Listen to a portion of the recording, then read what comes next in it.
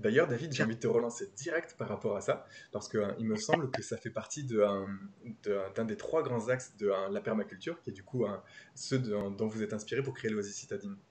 Du coup, Oui, j'ai envie de te proposer de parler de ces trois grands axes, et notamment du deuxième. ok.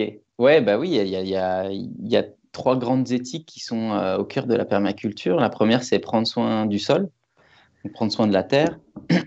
Donc, comprendre bah, comment les sols fonctionnent, comment les régénérer, etc. Parce qu'on les a maltraités pendant des années. Donc déjà, ça, voilà, une belle éthique à respecter. Et la deuxième, c'est prendre soin des humains. Donc c'est important de voir que finalement, c'est mis directement en deuxième dans ces trois éthiques et que c'est au même niveau hein, que prendre soin du sol. Donc quand on dit faut sauver la planète, faut sauver le climat, non, non, c'est pas vrai. Faut sauver le climat et l'homme, en fait. Parce qu'en fait, si on veut sauver le climat, c'est pour l'homme quand même. Et donc prendre soin des hommes, ça passe par tout un tas de choses, mais notamment bah, recréer du lien social, faire les choses ensemble, prendre le temps de pouvoir se ressourcer, se reconnecter, etc. Donc, nous, c'est pour ça qu'on a plein de pratiques. On propose des activités de bien-être, hein, du yoga, du qigong, la sophrologie, voilà, plein de choses comme ça. Et puis aussi, le fait d'être dans un jardin où les gens peuvent mettre les mains dans la terre, bah, ça contribue à ça, en fait, parce que c'est profondément un besoin humain. Hmm. Et généralement, ce qui se passe, c'est que la troisième éthique, elle découle souvent des deux premières, mais c'est que si on prend soin du sol et on prend soin des humains, on crée l'abondance. Parce que la nature fonctionne comme ça, en fait. Elle est ultra abondante, elle est ultra généreuse si on lui donne l'opportunité, si on est suffisamment patient. Et dès qu'on a créé l'abondance, bah, l'idée, c'est de partager équitablement. C'est là où on se rend compte que finalement, le capitalisme et nos sociétés ont un problème là-dedans, c'est que le partager équitablement, euh, c'est absent de toutes les sociétés. Il n'y a aucune entreprise qui met ça dans son éthique, dans son cœur. Il y en a peut-être quelques-unes qui vont mettre prendre soin du sol ou prendre soin des humains. Mais les trois en même temps, c'est une révolution. Il n'y en a aucune qui sait faire ça aujourd'hui. Elle pourrait tout à fait le faire, en fait. C'est ça qui est dingue, c'est qu'on se rend compte que c'est possible. Et pour moi, pour rebondir sur le côté de la transition écologique, est-ce que ça rend heureux ou voilà, je sais pas si c'était, est-ce que ça apporte le bonheur? Hmm. Bon, pour moi, en fait, c'est juste que c'est un pari, en fait. C'est-à-dire que la transition écologique, on choisit de la faire. Peut-être que demain, on va découvrir une énergie infinie, un truc je sais pas quoi, et qu'en fait, ça sert à rien. Mais en fait, ce que je trouve vraiment important dans cette démarche-là, c'est qu'en faisant ça, on se réapproprie énormément de choses, énormément de savoir, de savoir-faire, etc. On gagne en autonomie, en résilience. Et en fait, c'est jamais perdu, ça. C'est pour ça que pour moi, en fait, la transition écologique, ouais, je trouve qu'elle nous apporte de la joie parce que, bah, en fait, on se sent beaucoup plus vivant, on se sent actif, acteur, etc. Et je trouve que peu importe dans quoi on s'engage, hein, on peut choisir 1000 batailles, en fait, il y en a tellement. Mais je trouve que euh, des fois, on a trop souvent tendance à ramener ça à des batailles un peu de non, mais ça, c'est pas la bonne stratégie, ou ça, c'est ça, ça sert à rien, je sais pas quoi.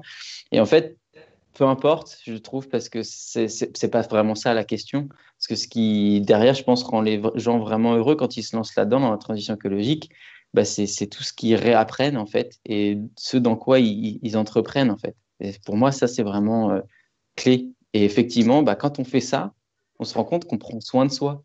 Hmm. Et c'est là où il y a un lien, en fait, effectivement. Parce que quand on va prendre soin du climat, prendre soin des autres, etc., et faire des choses ensemble, bah, bien sûr qu'on se sent mieux et qu'on va mieux, en fait. C'est vraiment. Et c'est vrai, je pense que de là, effectivement, on peut mieux comprendre aussi, bah, peut-être se rendre compte que pendant des années, on se maltraitait, comme on maltraitait peut-être la planète sans s'en rendre compte, en fait. Ça, c'est vrai. Hmm. Carrément.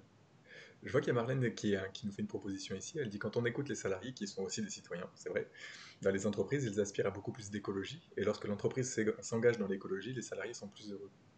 Je te remercie de dire ça, Marlène, parce que justement, cette thématique de ce mois-ci va introduire la thématique du mois prochain qui sera très en lien avec l'écologie des entreprises et en quoi, du coup, l'entreprise peut soutenir l'humain et en quoi l'humain peut soutenir l'entreprise. Ça, on le sait déjà parce que c'est ce qu'on fait aujourd'hui.